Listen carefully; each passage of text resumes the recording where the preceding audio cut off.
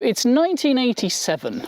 You're a successful professional architect, let's say, and you're looking for a car that's a bit of an executive statement, something that's sleek and comfortable, reasonably quick, but the hot hatches that are all the rage are a bit too much hard work.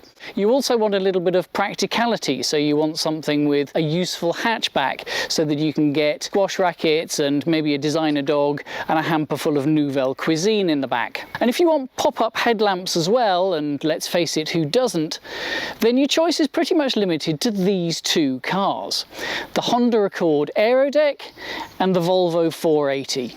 But which one is best? So I've come to Hampshire today to meet Ben, who's the owner of this rather lovely Volvo 480. Hi. Hey Mark, how are you doing? Yeah, good, thank you. And thanks for bringing the car. So why a Volvo 480?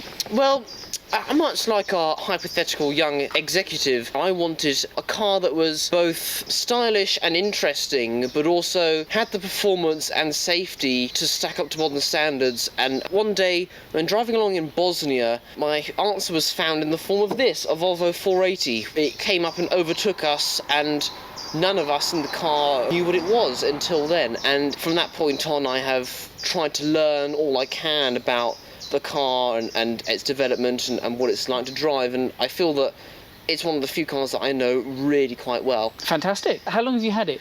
So I picked this up in January 2019 after a search of many years. It took a long time because I was very particular at the sort of car I wanted, which was an early car with the strongest engine. Later 1.7 cars were sapped for power after they were castrated by a catalyzer. Typically had to find the rarest and most difficult to find parts for model in the range. Of course, good choice. Right. Let's see how it goes on the road. Yeah, it's a more sporty driving position and setup than the Honda. The Honda is definitely more a sort of GT coupe. I'm hardly touching the throttle, and it's quite lively. I do like the flexibility of this engine. It's injected, isn't it? Yes, yeah, purely injected. I've got the 2-litre version of the same engine in my Renault Espace, although that's carburetted, and I'm a fan of it there. If you listen to it, it's got a slightly raunchy sort of MGB sort of engine note to it. Yeah. Yeah, that's an interesting comparison. There's something about the low driving position and the fairly high scuttle here, and that engine note and the flexibility of it that does slightly remind me of an MGB GT. So. This spot? Yeah, and this lay-by here. Oh yeah. Lovely sweeping view. It's almost like France. Yeah, yeah. This particular corner of Hampshire is certainly a beautiful part of southern England, and its mixture of narrow lanes, undulating Roman straights and sweeping A-road bends suits the Volvo 480 very well. Its steering is precise with plenty of feel, its small size emphasises the quality of its handling, and the ride is quite composed and strikes a very good balance between road holding and comfort. It's a compact car, and it cocoons you with its high windowsills and its tapering sides. The bucket seats keep you firmly in place, but not in a claustrophobic way, and actually some clever design means that it has quite decent head, leg and elbow room in the cabin.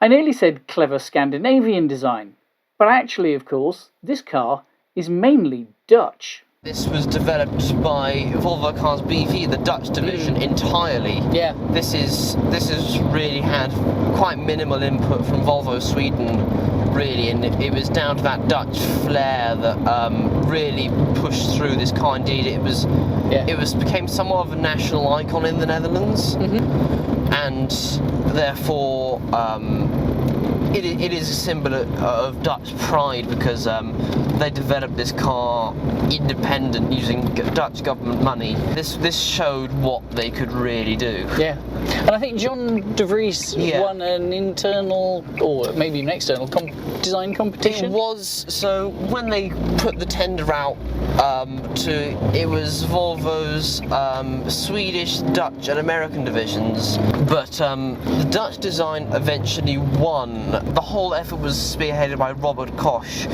and John de Vries was his lead stylist. They eventually gave it the green light, and they did a lot of development work of the styling in the UK with Stoke-on-Trent clay workers there back when they had the best clay workers in the world. So a lot of that was done here, and that was where Peter Horbury came in. Yeah. But he was only later on just finalising the design.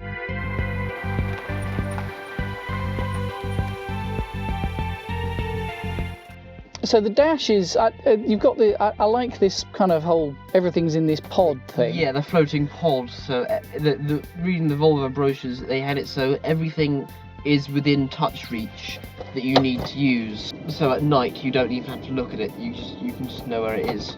Helped by illumination, obviously. Yeah, lights on this rotation thing. Your information centre. Yes. With your computer. Turn the ignition on, you can see that in action. Excellent. Oh yeah, so I've got a.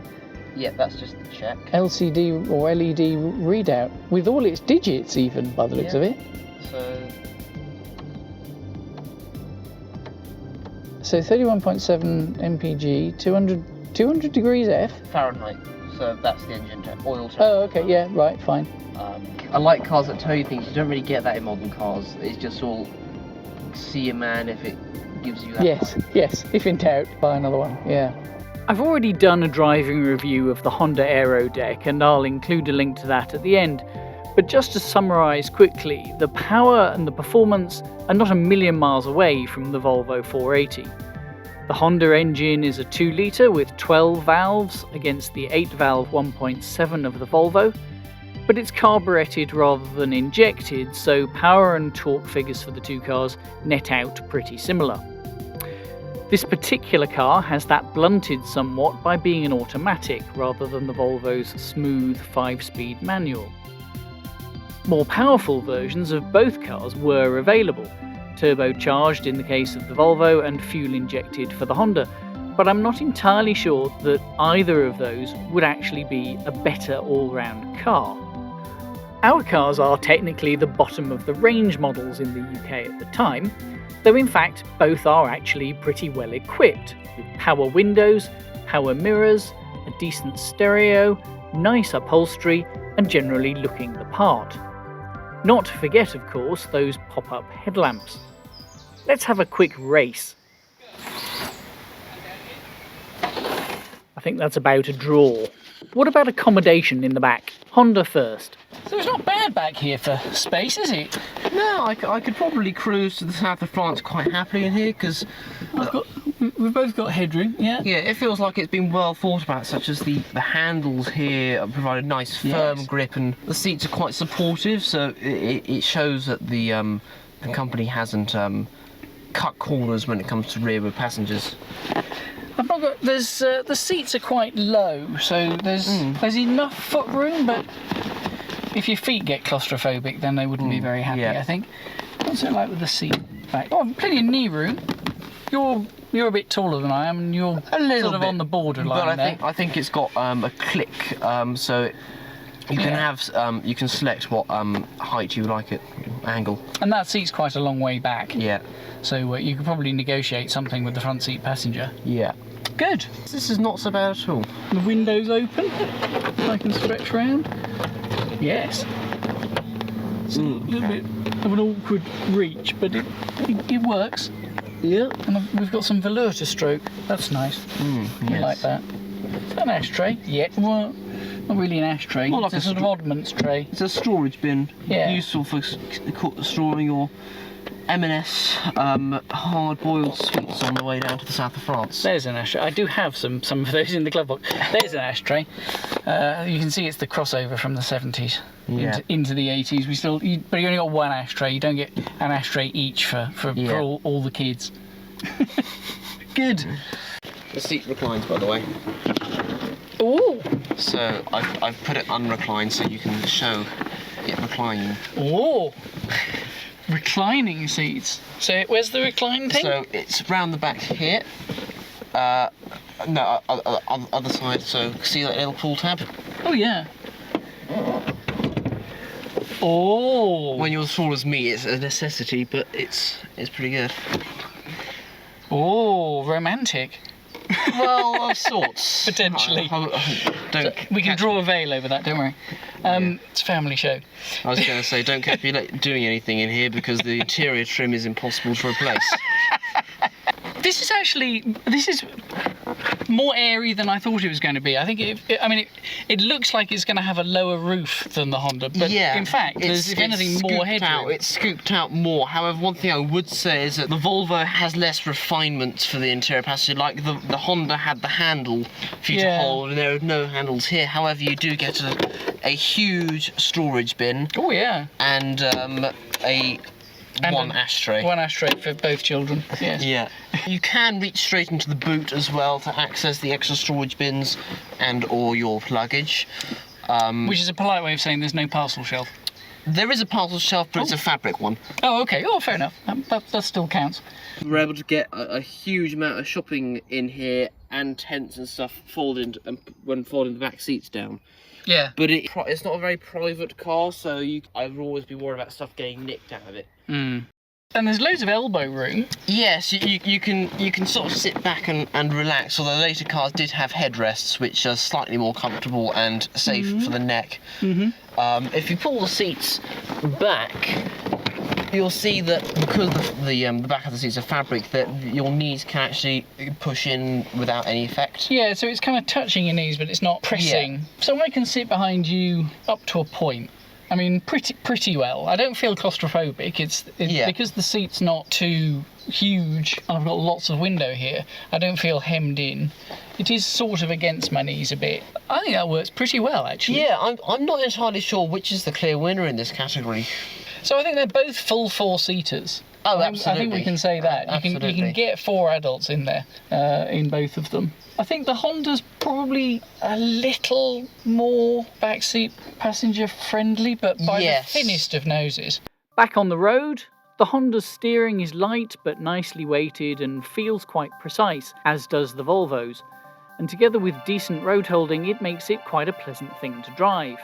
It feels a bigger car than the Volvo though, and while in the real world it covers ground quickly and well, it doesn't feel as compact and sporty. So which car wins our shooting brake shootout? Well, not to sit on the fence, but I think the answer probably is, it depends on what your priorities are. I found the Volvo to be more entertaining to drive than I expected, and I think Ben was more impressed than he thought he would be with the accommodation and quality and feel of the Honda. He's very happy with his 480 though, and I completely see why. It's a lovely example, and a very fine car. It's a better drive than I was expecting, even if its performance is towards the less warm end of the hot hatch spectrum. But with a manual gearbox, I think the Honda would be pretty close to it as a driving experience, even if the ride is harsher.